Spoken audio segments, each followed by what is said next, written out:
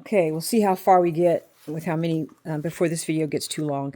These are pamphlets. The cover is tissue paper, or actually, I think the cover is acrylic treated towels, paper towels that I use to clean my pens when I was changing ink or reloading ink or whatnot.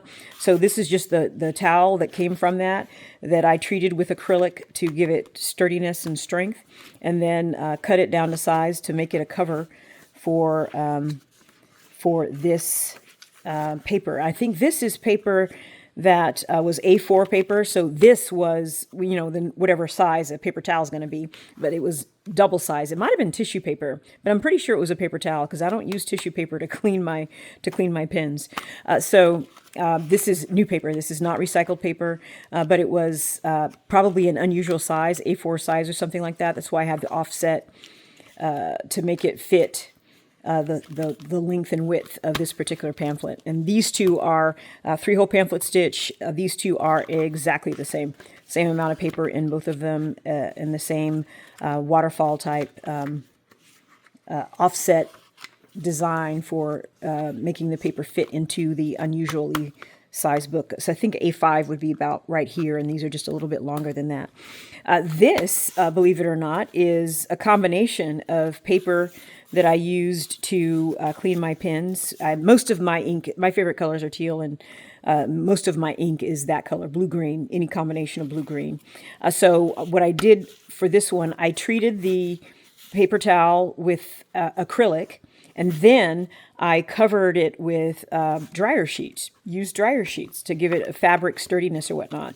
And then after I treated the whole thing, I layered it a couple times with several dryer sheets in the paper towel.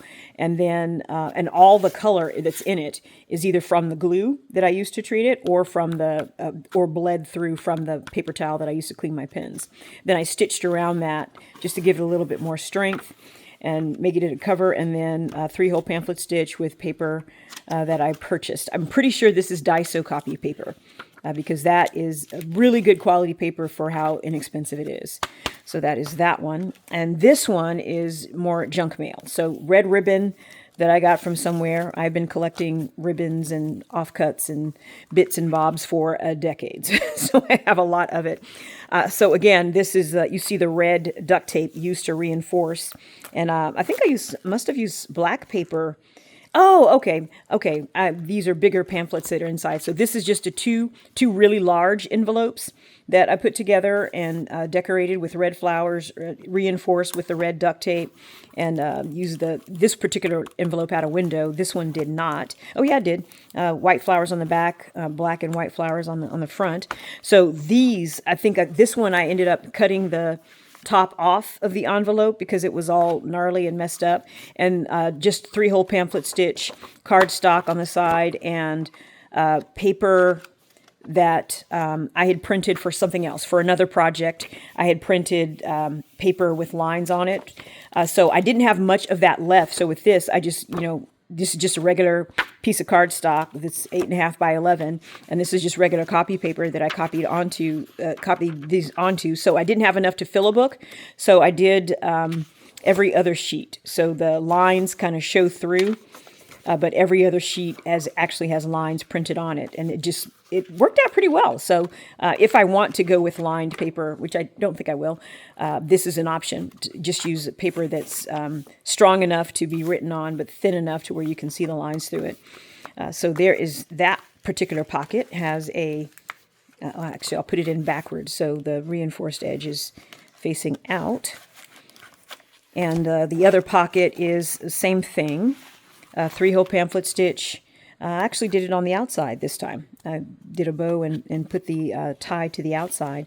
Same thing, alternating printed and blank paper, and with a cardstock cover. And so this was actually more straightforward than I realized.